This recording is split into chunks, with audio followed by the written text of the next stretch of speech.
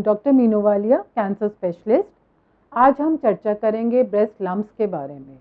बहुत सारी महिलाएं होती हैं जो यंग गर्ल्स होती हैं जो हमारे कैंसर ओपीडीज़ में आती हैं, हमारी ओपीडीज़ में आती हैं और जिनका एक बहुत कॉमन कंसर्न होता है ब्रेस्ट लम्प्स के बारे में। इसके बारे में कुछ इम्पॉर्टेंट चीज़ें हैं जो हमें ज़रूर ध्यान रखनी चाहिए। ब्रेस्ट लम्प्स को कभी भी इग्नोर नहीं करना चाहिए। ऑल्दो ब्रेस्ट लम्प्स बहुत कॉमन है, बहुत सारे लेडीज़ में ये हो सकता है।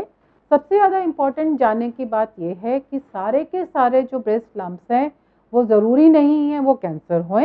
Majority of the breast lumps benign lumps होते हैं, कैंसर नहीं होते हैं, और बहुत कम लम्प्स होते हैं जो कैंसर के लम्प्स होते हैं। बट फिर भी अगर आपको कोई किसी तरह की गांठ अपनी ब्रेस्ट में महसूस हो रही है तो ये बहुत ज़रूरी है कि आप जाके डॉक्टर को ज़रूर दिखाएं, क्योंकि अगर वो कैंसर है ये आप हाथ लगाने से उसको नहीं बता पाएंगे। तो अगर आपको ये कैंसर वगैरह है तो उसकी सही टाइम पे जांच ज़रूर हो जानी चाहिए ताकि कैंसर के डायग्नोसिस को कभी मिस नहीं करें।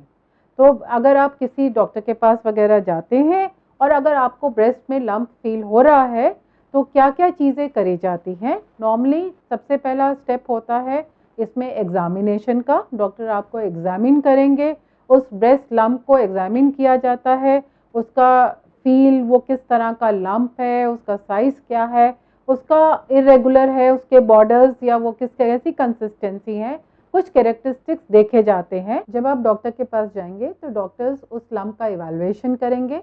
अब इवैल्यूएशन के 3 इंपॉर्टेंट कंपोनेंट होते हैं। सबसे पहला कंपोनेंट होता है क्लिनिकल इवैल्यूएशन, मतलब क्लिनिकल एग्जामिनेशन। उस लंप को हाथ से फील किया जाता है कि कौन से पोर्शन में है, कितना बड़ा है, उसकी कंसिस्टेंसी क्या है, उसके बॉर्डर्स कैसे हैं। तो उससे भी एक थोड़ा बहुत आइडिया मिलता है कि वो मैलिग्नेंट लंप हो सकता है या बिनाइन लंप हो सकता है। ज़्यादातर केसेस में आगे एक और रेडियोलॉजिकल इवैल्यूएशन बोली जाएगी। जो यंग गर्ल्स होती हैं, मतलब 40 साल से कम उम्र की महिलाएं होती हैं, उनमें अल्ट्रासाउंड ऑफ द ब्रेस्ट बोला जाता है। और अगर 40 साल से बड़ी उम्र की महिला होती है तो उनके केसेस में मैमोग्राफी यानी कि simple x ray of the breast किया जाता है इस लंप के इवैल्यूएशन के लिए। इन फाइंडिंग्स पे, इन रेडियोलॉजिकल टेस्ट के आधार पे इस लंप के कैरेक्टरिस्टिक्स को प्रिडिक्ट किया जाता है कि वो कैंसर होने के चांसेस है या फिर वो बिनाइन लंप मतलब नॉन कैंसरस लंप है।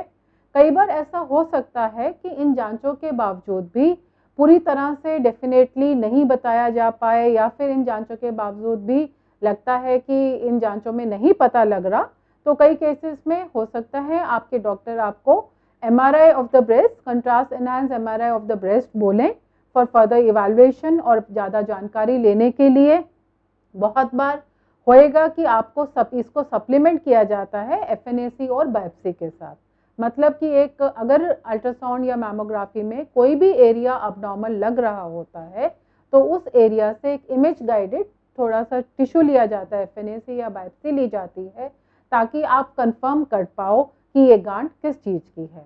इन इवैल्यूएशन से, जिसे हम ट्रिपल असेसमेंट कहते हैं, क्लिनिकल इवैल्यूएशन, रेडियोलॉजिकल इवैल्यूएशन और हिस्टोपैथोलॉजिकल इवैल्यूएशन, इस इवैल्यूएशन से ज़्यादातर केसेस में, मोर देन 99% केसेस में आप कॉन्फिडेंस के साथ बोल सकते हैं कि ये ब्रेस्ट लंप किस चीज़ का है। घबराइए नहीं, ज़्यादातर ब्रेस्ट लंप्स बिनाइन होते हैं, पर अगर ब्रेस्ट लंप है तो उसे कभी भी उसे इग्नोर नहीं करना चाहिए, क्योंकि कैंसर की कॉमन प्रेजेंटेशन, ब्रेस्ट कैंसर की कॉमन प्रेजेंटेशन भी एक ब्रेस्ट लंप से ही होती है। पर हमेशा ज़रूरी नहीं है ब्रेस्ट कैंसर सिर्फ लंप से ही है। कई बार ब्रेस्ट कैंसर के कुछ और सिम्टम्स हो सकते हैं, जैसे आपका निपल में चेंजेस होना या निपल से डिस्चार्ज होना, या स्किन में चेंजेस होने, या स्किन में रेडनेस होने, या फिर ब्रेस्ट की जगह आपकी बगल में गांठ होनी।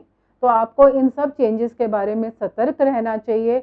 और अगर आपको अपने ब्रेस्ट सेल्फ एग्जामिनेशन पे जरा सा भी कुछ भी ऐसा डाउट का चीज़ लगती है तो आपको अपने डॉक्टर के पास ज़रूर जाना चाहिए। आशा करते हैं कि हमने आज जो इन्फॉर्मेशन इस वीडियो में शेयर करी है आपको वो लाभकारी महसूस हुई। अगर आपको ये इन्फॉर्मेशन यूज़फुल लगती है तो प्लीज़ इस वीडियो को ज़रूर शेयर करिए। and we will be coming very soon with the next video and new more updates. Till then, stay safe, stay healthy.